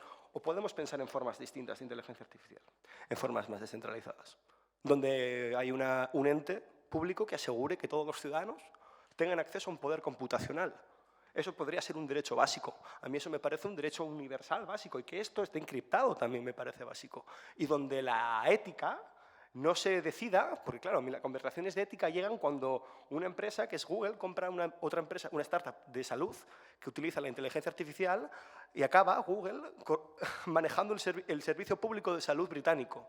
Claro, ¿eso qué es? ¿Dónde está la ética? Cuando la ética está por diseño, entonces ya no necesitamos ese concepto. Y nos lleva a pensar la inteligencia artificial o cómo podría ser la inteligencia artificial como un bien público. Es decir, estamos rodeados de libros, estamos casi en una biblioteca. ¿Por qué no tiene el mismo estatus la inteligencia artificial? Es que si no vamos a acabar, porque él lo comentaba, él es académico, ella también, y yo soy periodista, y ambos indexamos a Google. Ambos hacemos más inteligente a Google para que venda anuncios.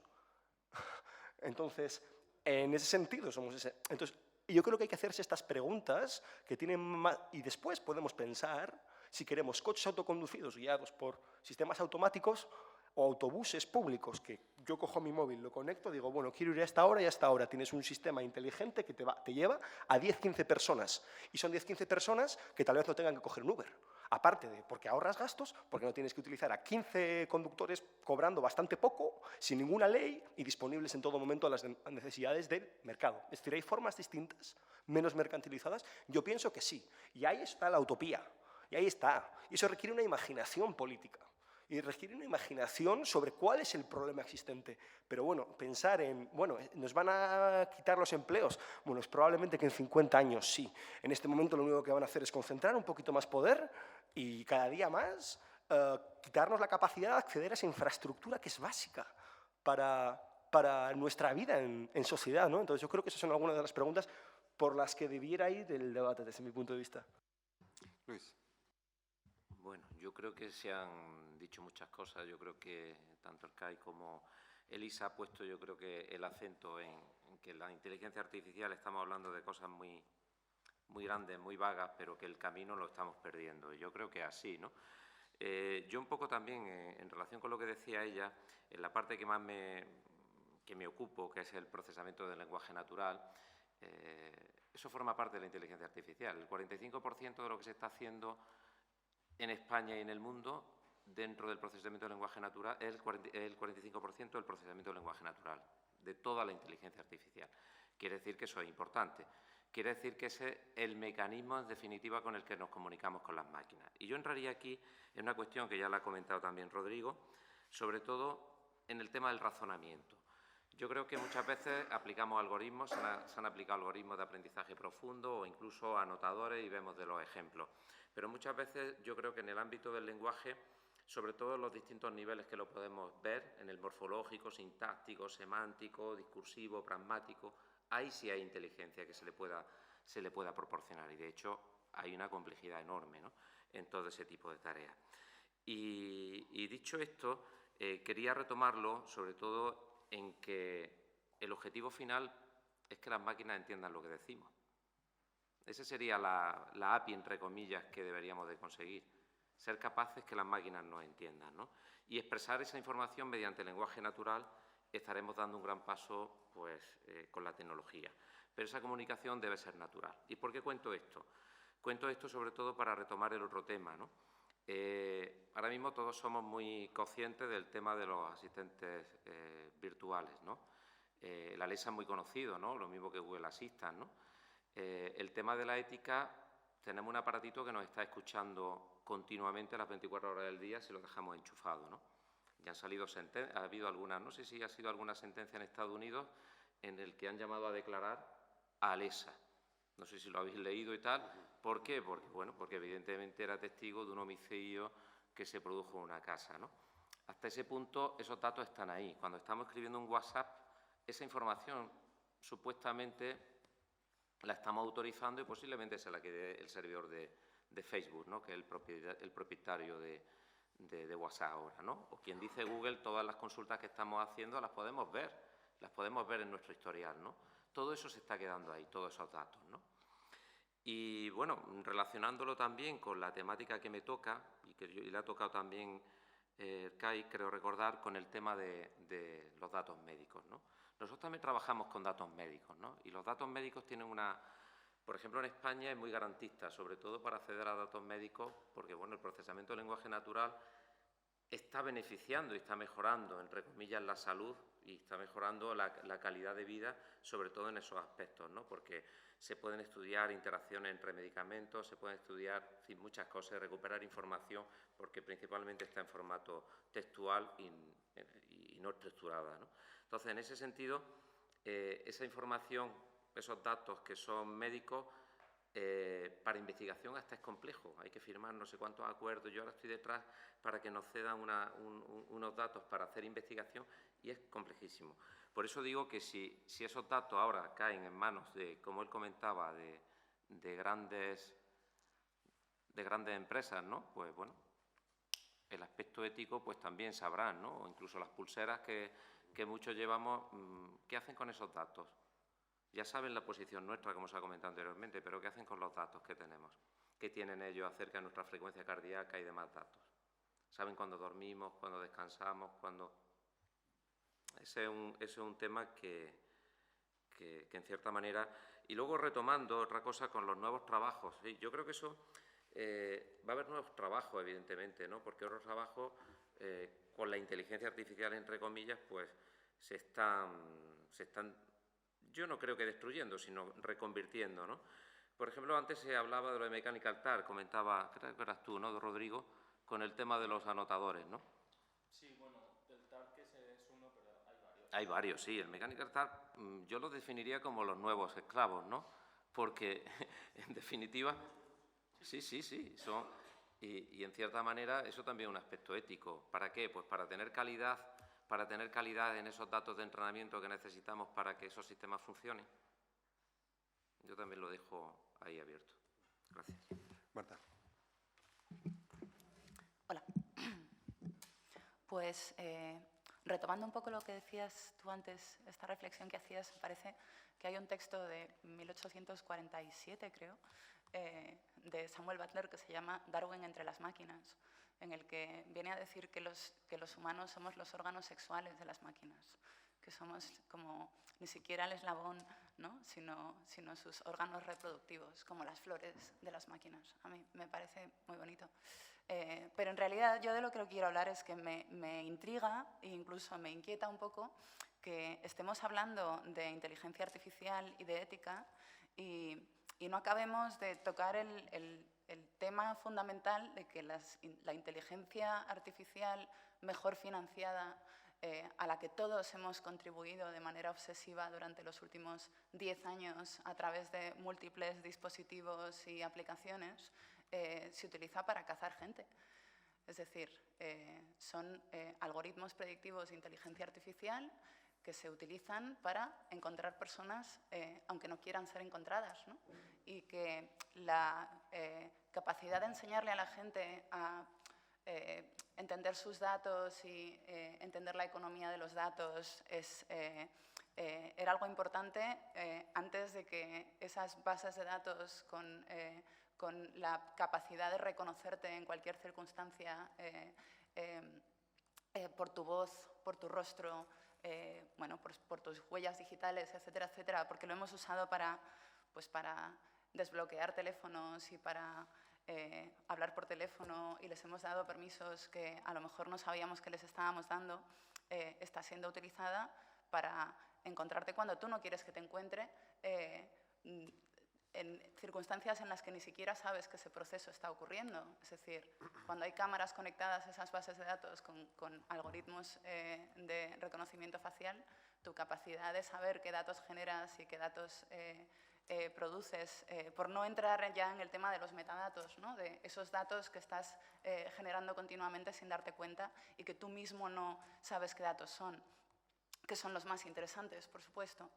Es decir, China está utilizando cámaras equipadas con sistemas de reconocimiento facial para controlar a su propia población y además para encontrar a los musulmanes dentro de su propia población y encerrarlos en campos de reeducación, ¿no?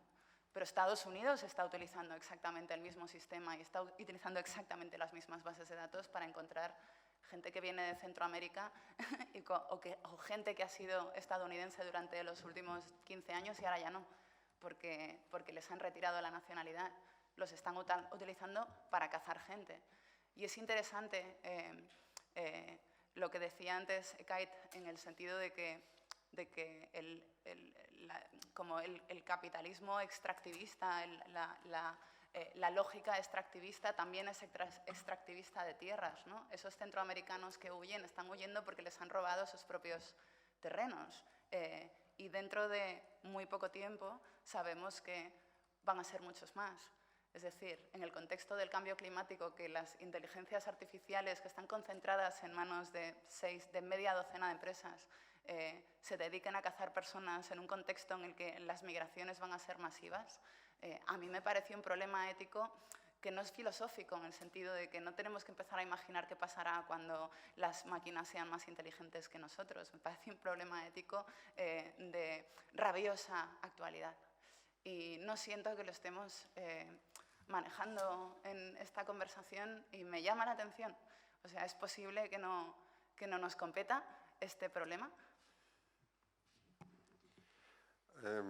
Ya tampoco queda tanto tiempo, nos quedan como 20-25 minutos para terminar, entonces voy a dar paso a dos palabras pedidas de personas que han intervenido. Algunos de vosotros habéis pedido la palabra de nuevo y, bueno, no os extendáis mucho, así nos dará tiempo a todos. Olaya. Bueno, yo como periodista vuelvo un poco a la palabra, ¿no? Que es mi herramienta de trabajo desde hace mucho tiempo, y esa palabra que ahora se hace voz y que es el cimiento de la comunicación sobre la cual durante miles de años hemos construido las civilizaciones los humanos, ¿no? Y la inteligencia artificial, el Big Data, todos estos avances extraordinarios en computación, lo que han traído es, por primera vez, que la voz llega a la máquina. Es decir, si bien la relación hasta ahora entre humano y máquina precisaba del humano aprendiendo el lenguaje de la máquina, ahora estamos enseñando a la máquina, estamos haciendo que la máquina aprender a aprender, ¿no? Como se comentaba esta mañana, a hablar como nosotros. Y me gustaría ponerme en el punto de vista del usuario, cómo va a ser esa relación entre humano y máquina que ahora, en un futuro ya muy cercano y muy presente, con los asistentes virtuales de los que estábamos hablando, va a ser mucho más natural. ¿Qué tipo de civilización vamos a construir sobre ese tipo de interacción y, sobre todo, qué papel vamos a jugar, ¿no? No solo perfiles más técnicos, esto lo hablábamos también a mediodía, que antes pues, eran los que centraban el desarrollo tecnológico, sino también perfiles más humanistas que pasan a jugar un papel también en este nuevo mundo, ¿no? Y qué problemas, qué desafíos éticos se plantean, pues sobre todo en tres campos que se han mencionado aquí. Por un lado, la transparencia, ¿no? Saber qué se hace de nuestros datos, la regulación, que suele llegar siempre tarde, y lo comentaba también esta mañana, y luego también la educación, ¿no? Cómo podemos nosotros educar y estar preparados para ese nuevo tipo de relación con las máquinas, que ya no va a ser tan lejana, sino que al revés, viene a nuestro campo, ¿no? Va a ser mucho más natural. Leticia. Sí, veo que estamos más o menos todos de acuerdo. He visto como que hemos ido virando desde lo que ha dicho Antonio de lo que nos da miedo del otro es que no se parece en nada a nosotros, que se parece más a los dioses que hemos imaginado. Creo que he ido, distintas intervenciones he escuchado como una convicción más de que lo que nos da miedo es que se parece a nosotros, precisamente. Que los sesgos y ignorancias que llevamos los humanos se los estamos trasladando a las máquinas, ¿no?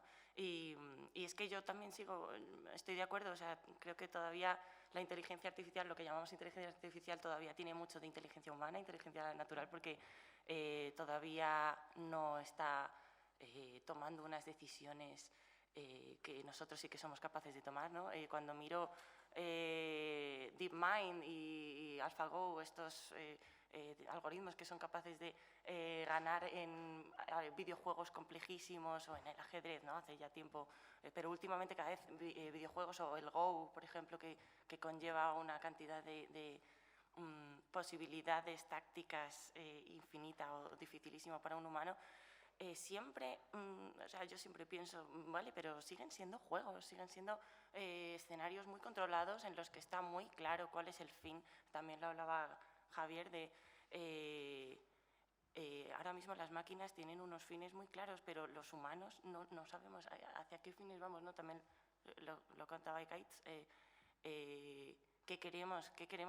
Una sociedad feliz, una sociedad justa, el progreso por el progreso, o sea, todo eso lo tenemos todavía que preguntar y que llegar a unas conclusiones unánimes o estar de acuerdo en eso para poder exigirles a las máquinas algo parecido, ¿no? Que nos satisfagan en ese sentido. Yo tengo también miedo, preocupaciones, no tanto por la inteligencia artificial, no tanto por eso, porque sea distinta, sino porque le estamos traspasando, es un espejo de lo mejor y lo peor también, iba a decir lo peor, pero es que también lo mejor, ¿no? De lo que somos nosotros y lo que hagamos con ellas, porque, por ejemplo, no sé si conoceréis, supongo que sí, o al menos algunos sí, el algoritmo del GPT-2 que anunció este año, creo que fue, OpenAI, conocida por abrir sus algoritmos siempre a sus descubrimientos al mundo, ¿no? Y en concreto, que es un algoritmo que permite generar lenguaje natural de una forma, además, bueno, hasta ahora no se ha conseguido nada tan impactante, ¿no? Te genera unos textos perfectamente gramaticales, tiene sentido, tiene creatividad, es bastante impactante. Hay demos por ahí por si las queréis consultar y justamente la versión más potente no la liberaron. Entonces, bueno, a mí me da un poco de esperanza que, claro, en la tecnología, que es un sector tan en el punto de mira y tan importante para todos, aquí, aunque yo tenga miedo, no haya confesado que tengo miedo, en realidad soy una enamorada de la tecnología, como todos los que estamos aquí, yo creo. Y para mí es un rayo de esperanza, por ejemplo, un chico, un estudiante de Estados Unidos, pues con acceso a un procesador de datos súper potente y con ayuda de gente que le había enseñado a programar y demás, ¿no? Pero prácticamente él solo, pues consiguió replicar ese algoritmo tan potente de OpenAI y escribió un artículo diciendo: yo pienso que esto debería estar en manos de todo el mundo, ¿no? Yo voy a liberarlo, a no ser que alguien me convenza de lo contrario, que por eso escribía el artículo. Creo que esto debería estar en manos de todo el mundo simplemente porque la única herramienta que tenemos, yo creo, para defendernos de esto es que todo el mundo lo conozca los riesgos, democratizar un poco el acceso a esta tecnología, porque si no, la gente va a seguir pensando que todo lo que ve, los vídeos, por ejemplo, antes cuando veíamos un vídeo era como la prueba de que eso había ocurrido de verdad y ahora ya sabemos que tampoco podemos fiarnos de eso porque los deepfakes son ya una realidad y no podemos fiarnos. Pero yo la esperanza que tengo siempre es esa. Hay mucha gente, la tecnología afortunadamente congrega un montón de comunidades alrededor de ella, de trabajadores entusiastas, en fin, muy críticos además con ella, y me encanta que eso exista, que sigamos siendo muy críticos con ella y que estemos dispuestos a, bueno, esto todo el mundo tiene que poder acceder, porque si no, esos sesgos que tenemos se los vamos a trasladar, ya lo estamos haciendo, y la forma que hay es compensarlos, siendo conscientes, usarlos de forma pues como queremos que la tecnología sirva para nosotros, ¿no? Entonces, eso. Que tampoco me puedo alargar. Ahora, bueno, voy a ser de verdad muy breve, pero me voy a mojar. Se han lanzado muchas preguntas y voy a dar mi opinión. No, como os he comentado antes, me siento un poco abrumado aquí, pero también animado a dar mi opinión. Javier ha comentado, ha lanzado una pregunta que es que me quiero mojar, porque nosotros nos hemos mojado. Decía si hay que poner límites a la evolución o, digamos, a la inteligencia artificial en general, ¿no? Sobre todo los sistemas más evolutivos. Yo no tengo muy claro que que los sistemas de verdad pueden evolucionar, pero imaginemos que evolucionen. Nosotros, os voy a poner un ejemplo de narrativa. Nosotros nos preguntaron, ¿vuestro algoritmo puede generar opinión? Y evidentemente puede generar opinión. ¿Qué opinión? Pues bueno, pues la de la máquina, ¿no? Pero nosotros tomamos la decisión consciente y nuestra posición es que las noticias, o sea, las noticias con opinión o que intenten influenciar en un aspecto u otro de nuestra sociedad deberían estar generadas solo por humanos, porque son de humanos para humanos. Nosotros generamos información, no generamos opinión. ¿Y por qué creo que, esto es un ejemplo, pero por qué creo que hay que encontrar un límite o que hay que poner un límite? Os damos mi ejemplo, pero hay muchos más, a la inteligencia artificial. Pues yo creo que porque hace cientos de años la existencia de los humanos dependía de la naturaleza, ¿no? Pues me imagino viviendo aquí, si llegaban 3 inviernos muy duros, pues no creo que mucha gente sobreviviese, ¿no? O grandes enfermedades en la población animal, ¿no? Entonces, nuestra existencia dependía de la naturaleza. Pasados los años, la existencia de la naturaleza depende de nosotros, ¿verdad? Porque si estamos destruyendo el planeta de una manera más o menos agresiva, dependiendo de la opinión, pero estamos afectando, y la existencia del planeta depende de nosotros. Pero yo voy más allá. Yo creo que nuestra propia existencia va a depender, si no ya depende de las máquinas, ¿vale? En micro digamos, algoritmos, ¿no? Que hacen cosas, pero yo no me imaginaría cómo funciona la vida ahora sin las máquinas, ¿no? Entonces, evidentemente, como nuestra existencia depende, en mi opinión ya, pero seguramente en unos años va a ser más serio o más acentuado, depende de las máquinas, pues hay que ponerse unos límites. ¿Cuáles? No lo sé, porque habrá que ver cómo evoluciona, pero en nuestro caso el límite fue narrativa no genera opinión, ¿vale? Entonces eso es una... Y luego lo segundo que me quiero mojar, se ha hablado de los datos, el control de los datos públicos, privados. No voy a entrar en cuestiones más derechos humanos, sino un poco más práctico. En mi opinión es que no creo que los datos deban ser controlados solo por empresas privadas. Creo que es un error y la concentración creo que no es buena, aunque sí que es verdad que ahora mismo nunca ha sido más barato para nadie acceder a sistemas, a tiempo de procesado, a datos, o sea, ahora mismo lo digo por nuestra propia experiencia, es súper barato. Pero sí que estoy de acuerdo. ¿Acceder a esos servicios? Sí. O sea, no es barata la aplicación. Bueno, pero si pensamos hace unos años, mucho más barato. Pero sí que es verdad, yo no estoy de acuerdo con que, o sea, no me parece bien que haya esa concentración, pero tampoco me parece bien que esté todo en manos de públicas. Creo que es un error porque aquí en España yo creo que vivimos en unos niveles de democracia y de bienestar y de confianza en el sistema altos, pero en otros países no es así. O en esos países en los que no es así, antes sí que tenían ese nivel. Yo creo que habría que hacer una especie de triángulo mágico entre privado, público y la persona individual. Es decir, no te fíes del todo público, no te fíes de todo privado, que tú como persona puedas tener un control de eso. Y bueno, son las dos. Gracias, David. Es verdad que te has mojado, no tanto que ibas a ser breve, pero... Elisa. Elisa. Bueno, yo también, como dice él, me iba a mojar, ¿no? Yo lo que iba a decir es dónde está la responsabilidad. O sea, ¿qué hacemos? O sea, tenemos un montón de problemas, ya nos hemos preocupado mucho, ¿no? ¿Y cuándo nos vamos a ocupar? O sea, este es un poco y que tiene que ver un poquito también con lo que decía David, ¿no?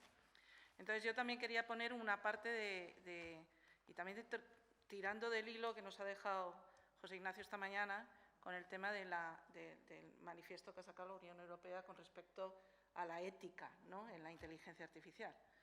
Bueno, yo vivo en una empresa donde se ha mojado, donde define cuál es el propósito de la inteligencia artificial que construye, y el propósito fundamental es unir a las personas y a las máquinas de tal manera que los sistemas siempre amplifiquen el conocimiento de las personas.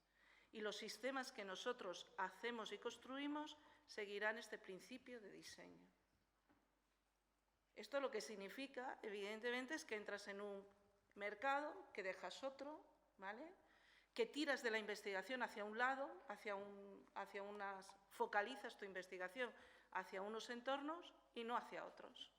Pero como compañía ha definido cuál es su principio de diseño. ¿De acuerdo?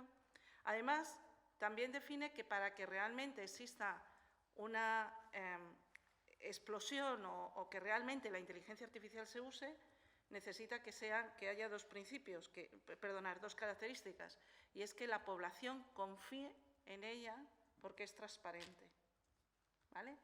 Y de nuevo pones una serie de características por debajo, y es que no tenga sesgos, la explicabilidad, que lo ha dicho José Ignacio esta mañana, la transparencia, la responsabilidad sobre los datos, el valor, el alineamiento de los valores, la representación de la moralidad y la ética, ¿vale? Y de nuevo esto significa que cuando lo pones en un papel, significa que la investigación que va a tirar para que eso ocurra, ¿vale? O sea, que va a haber un empuje a la investigación para que eso ocurra. Y por último, está tu compromiso con la sociedad, y ese es el compromiso con respecto a la educación y a entender el impacto de lo que significa en la fuerza de trabajo y cómo tenemos que formar la fuerza de trabajo del futuro, ¿vale? Y esto es ocuparse. ¿Cuántas empresas están haciendo eso? ¿Cuántos organismos de investigación están haciendo eso? ¿Dónde estamos diciendo nosotros como empresa o organismo lo que vamos a hacer con la inteligencia artificial? Lo que vamos a hacer nosotros y luego las decisiones que nosotros tomemos desde el punto de vista personal. Entonces, a mí, yo creo que en el debate, ¿no? Ahora que ya tenemos todo el debate puesto, es cómo nos vamos a ocupar. Y hay una diferencia, porque esto yo lo pongo encima de la mesa, o sea, a nivel la decisión que tú has tomado de diseño, ¿vale? Tendrá unas implicaciones para vosotros, que tienen unas implicaciones económicas. ¿El mercado va a valorar eso? ¿El mercado está valorando que haya empresas grandes que estén tomando sus principios de diseño? Yo ahora mismo os digo que no. ¿Vale? A lo mejor dentro de 10 años sí, pero ahora mismo no. Pequeño. Hay 10 minutos, 3 palabras pedidas, 4. Si las podemos repartir y sois breves, pues sería estupendo. ¿Vale, Rodrigo? Sí, bueno, yo solo quería... No, es que lo tengo. No, yo tengo un montón de cosas, pero no voy a comentar todas. Es que una cuestión que me ha interesado mucho, que no me había comentado, es la huella de carbono de todos estos modelos que se entrenan y tal. El GPT, bueno, el BERT ahora es el que más... entonces, hay un artículo muy divertido que creo que has mencionado tú, el tema de la contaminación y Entonces, claro, todos estos modelos que usamos para generar lenguaje o para hacer traducción automática o para lo que lo usemos en las máquinas en el lenguaje, necesitan recursos, necesitan energía, necesitan electricidad, etcétera, etcétera. Bueno, pues hay un estudio del MIT Technology Review de este año, de junio, donde miden la huella de carbono de entrenar los modelos más conocidos de este año, que son los transformadores, ¿vale? Pues el GPT-2, el BERT, bueno, en fin, luego, mañana os comentaré un poco más. Y entonces, por dar un dato, y con esto termino, así soy muy breve, el entrenar un modelo, que es el artículo más famoso, el que se ha supuesto el mayor impacto, se dice, en procesamiento de lenguaje natural en los últimos 10 años. Entrenar el modelo una vez gasta tanto, o sea, produce tanto CO2 como la vida total media de un coche de Estados Unidos, más, 5 veces más, que la vida total media de un coche de Estados Unidos, incluida su fabricación. Solo entrenamiento de un modelo, un entrenamiento de este modelo. En Estados Unidos, y los coches en Estados Unidos ahora son más eficientes, pero en general sigue habiendo... O sea, tiene su... Pues, da para pensar, da para pensar. Esther. Pues María, tienes más tiempo. Muy cortito. Yo quería responder a David, de hecho, hablando sobre el tema de imponer límites a la inteligencia artificial y el caso que ha hablado de, no sé si era LinkedIn o Amazon, en el caso de contratación. Y lo que yo quería decir era que si no tuviésemos inteligencia artificial y no estuviésemos entrenando esos modelos, no nos habríamos dado cuenta quizás de esos sesgos que tenemos, porque esos sesgos son muchas veces implícitos. Entonces, ¿hasta qué punto queremos ponerle ese tipo de límites a algo que nos puede traer conocimiento y hasta qué punto no le estamos pidiendo demasiado a las máquinas? Porque decimos que queremos que las máquinas sean transparentes. Bueno, las máquinas pueden ser más transparentes que los humanos, de hecho, pero ¿hasta qué punto tú cuando vas al médico le pides transparencia? En muchos casos no, simplemente confías que el médico va a saber más que tú. Entonces yo, si estuviese en manos de un sistema de diagnóstico médico, podría confiar que sabe más que yo, pero aun habiendo dicho eso, me parece que las máquinas pueden llegar a ser más interpretables que los humanos. Simplemente piensa por qué has tomado alguna decisión que hayas tomado en tu vida y a ver si puedes llegar al quid del asunto. José Ignacio.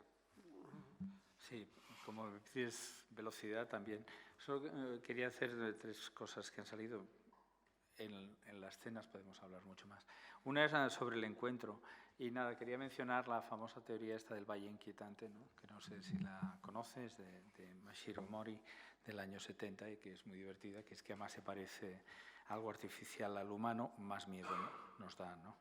Y bueno, me parece una teoría muy interesante, que ha sido revisada por él mismo y que es divertida, ¿no? El valle inquietante. Otra era de los datos, y bueno, quería apuntar la idea esta de que no sé si os ha llegado ya ofertas de vender vuestros datos, pero me imagino que nos ha llegado a todos, ¿no? Y sí que creo, no sé a dónde llevará, pero creo que a corto plazo la gente va a tomar sus datos y los va a vender. Sencillamente creo que es la deriva inmediata que se va a producir. Ha vuelto esto, esta mañana ha salido, ¿no? El tema de que es un valor económico, pues sin duda no lo hemos explicitado, pero creo que sí que será así. Y luego sí que quería con Elisa compartir contigo, porque yo creo que ese es un tema súper profundo, la responsabilidad corporativa, ¿no? Y obviamente algunas personas apreciamos que haya ese gran esfuerzo y bueno, y Google retiró sus gafas y grandes corporaciones han tenido acciones de responsabilidad corporativa. Y también la duda de si las cosas son open source o propietarias. Déjame que diga que el gran programa de ajedrez, que no está basado en Big Data, para que recordarlo por enésima vez, sino una forma inteligente de entrenar, que es el AlphaZero, pues Google no lo hizo público. No lo hizo público y todos los aficionados del ajedrez que veían unas partidas prodigiosas no las podían jugar contra la máquina. ¿Qué pasó? Que se hizo un artículo, que se publicó un artículo. Pues hubo un señor que tomó el artículo y el mismo ejemplo que ha salido antes, lo programó desde cero y hizo un entrenamiento basado en la comunidad. La comunidad podía utilizar su propio tiempo de ordenador para entrenar al nuevo señor, que era idéntico algorítmicamente a AlphaZero y se llama Lila Zero. Y si a alguno os apetece jugar al más alto nivel, ha tenido mucha gracia porque el elo de Lila Zero ha ido subiendo a lo largo de estos últimos meses hasta que por fin ha llegado a 3.400, que es Carlsen es 2.800 y es una escala logarítmica, ¿no? Pero volviendo a la responsabilidad, y con esto ya termino, yo voy a ser más duro. Yo creo que las empresas que no sean respetuosas con la responsabilidad corporativa sí que lo pagarán. Tú dices, no se nos reconoce a las empresas que tenemos responsabilidad corporativa. Yo digo lo contrario, que aquellas que no la tengan empezarán a ser penalizados por las personas, creo. Por lo tanto, creo que es una medida de higiene el obedecer estos principios y está muy bien que sea así. ¿Vale? Como os habéis dado cuenta, han salido quizá de manera fragmentaria, un poco pero un montón de temas, ¿no? Muy interesantes y que constituyen un esbozo, ¿no? De las reflexiones que podríamos hacer sobre la ética de la inteligencia artificial, ¿no? Pero por sintetizar, sí querría colocar los dos polos en los que un poco nos hemos movido, ¿no? De esa potencia enorme de la inteligencia artificial que nos puede llevar a la singularidad y al encuentro con otro, ¿no? Hasta una inteligencia artificial que no sabe distinguir un gato de un perro, ¿vale? Entre esos dos mundos nos movemos con todos los dilemas, ¿no? que están en medio. Bueno, pues como nos vamos a ir a cenar, vamos a tener ocasión de conversar sobre esto esta noche y mañana.